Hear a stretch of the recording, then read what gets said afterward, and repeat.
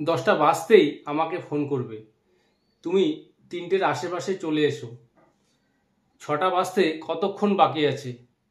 2টো বাজতে এখনো দেরি আছে। আমাদের হাতে বিকেল 5টা পর্যন্ত সময় আছে।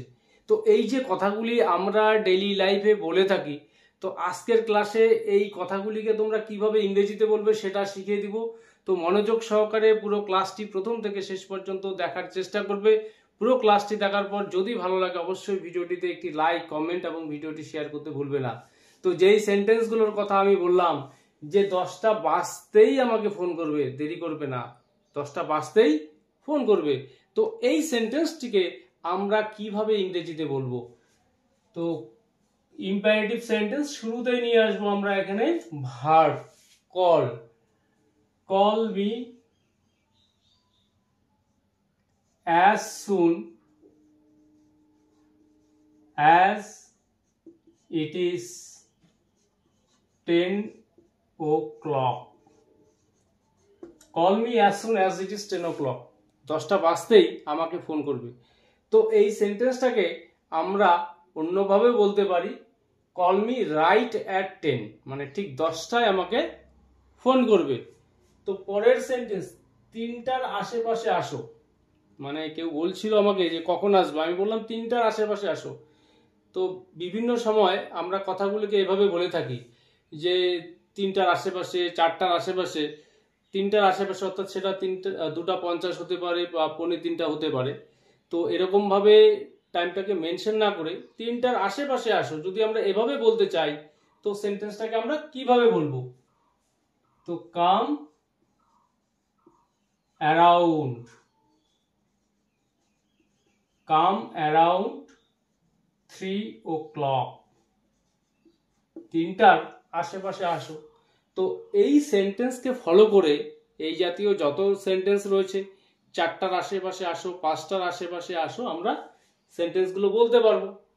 তো 6টা বাজতে কতক্ষণ বাকি আছে? 6টার সময় ম্যাচ আছে আজকে ইন্ডিয়া পাকিস্তানের, খুব ফাইটিং ম্যাচ, তো কতক্ষণ বাকি আছে? তো এই সেন্টেন্সটাকে আমরা কিভাবে বলবো যে 6টা বাজতে কতক্ষণ বাকি আছে? তো হাউ লং শুরুতে নিয়ে আসবো আমরা, how long is it for 6 o'clock? How long is it for 6 o'clock? 6টা বাজতে কতক্ষণ বাকি আছে? তো পরের সেন্টেন্স কিছুক্ষণের মধ্যে 6টা বাজতে চলছে, মানে 6টা বাজতে কতক্ষণ বাকি আছে প্রশ্নের উত্তরে বললো যে কিছুক্ষণ বাকি আছে। তো এই সেন্টেন্সটাকে আমরা কিভাবে বলবো? তো শুরুতে আমরা সাবজেক্ট নিয়ে আসবো, এখানে subject it.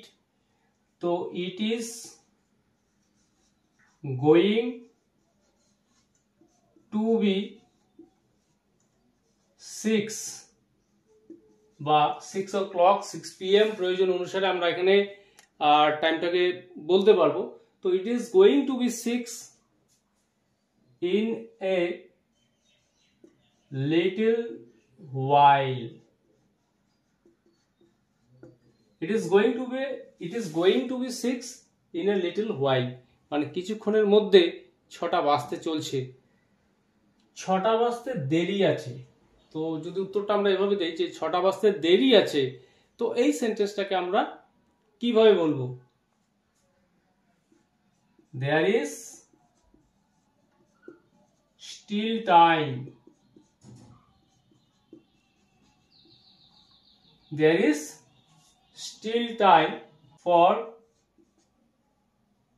6 o'clock. There is still time for 6 o'clock. 6টা বাজতে এখনো দেরি আছে। তো মাত্র 9টাই বাজে, এর মধ্যে তোমরা শুয়ে পড়লে, মাত্র 9টাই তো বাজে, 10টাই বাজে। তো এই সেন্টেন্সগুলোকে আমরা কিভাবে বলবো? It is only 9 o'clock. It is only 9 o'clock বা it is only 9 PM, 9টাই তো বাজে। পরের সেন্টেন্স সবে মাত্র 2টো বাজলো, সবে মাত্র। তো এই সেন্টেন্সটাকে আমরা কিভাবে বলবো? তো প্রেজেন্ট পারফেক্ট টেন্সে গঠন করব সেন্টেন্সটি। It has just struck. It has just struck 2. It has just struck 2. সবেমাত্র দুটো বাজলো। তো এখানে আমরা স্ট্রাইক ভার্বের থার্ড ফর্ম ব্যবহার করব struck. It has just struck 2, সবেমাত্র দুটো বাজলো। পরের সেন্টেন্স, এখনো কি দুটো বাজেনি। তো এই সেন্টেন্সটাকে আমরা কিভাবে বলবো যে এখনো কি 9টা বাজেনি, এখনো কি 10টা বাজেনি, তার তো 10টার সময় আসার কথা, এখনো কি বাজেনি, সে আসলো না যে। তো এখনো কি দুটো বাজেনি, এই সেন্টেন্সটাকে আমরা কিভাবে বলবো, ইন্টারোগেটিভ সেন্টেন্স। তো হ্যাজটাকে আমরা শুরুতে নিয়ে আসবো, has not it struck 2 yet, has not it struck 2 yet, এখনো কি দুটো বাজেনি। তো পরের সেন্টেন্স, 11টা বাজতেই চলছে, মানে প্রায় বাজতেই চলছে। 11টার সময় তো সবকিছু কমপ্লিট হয়ে যাবার কথা, কিন্তু কিছুই তো হয়নি, 11টা বাজতেই চলছে। তো এই সেন্টেন্সটাকে আমরা কিভাবে বলবো, 11টা বাজতেই চলছে। It is about to be, 11টা বাজতেই চলছে। It is about to be 11 o'clock. 11টা বাজতেই চলছে। পরের সেন্টেন্স, বিকেল 5টা পর্যন্ত আমাদের সময় আছে, মানে যা করার এই বিকেল 5টার মধ্যেই কমপ্লিট করতে হবে, বিকেল 5টা পর্যন্ত আমাদের হাতে সময় আছে। তো এই সেন্টেন্সটাকে আমরা কিভাবে বলবো, we have time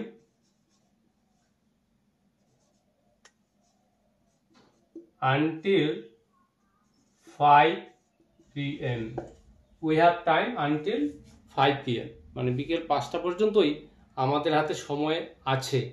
তো আজকের ক্লাসে এই যে সেন্টেন্সগুলো দেখালাম, এই সেন্টেন্সগুলো অবশ্যই তোমরা শিখে রাখবে, কারণ স্পোকেন ইংলিশের জন্য এই সেন্টেন্সগুলি খুবই প্রয়োজন।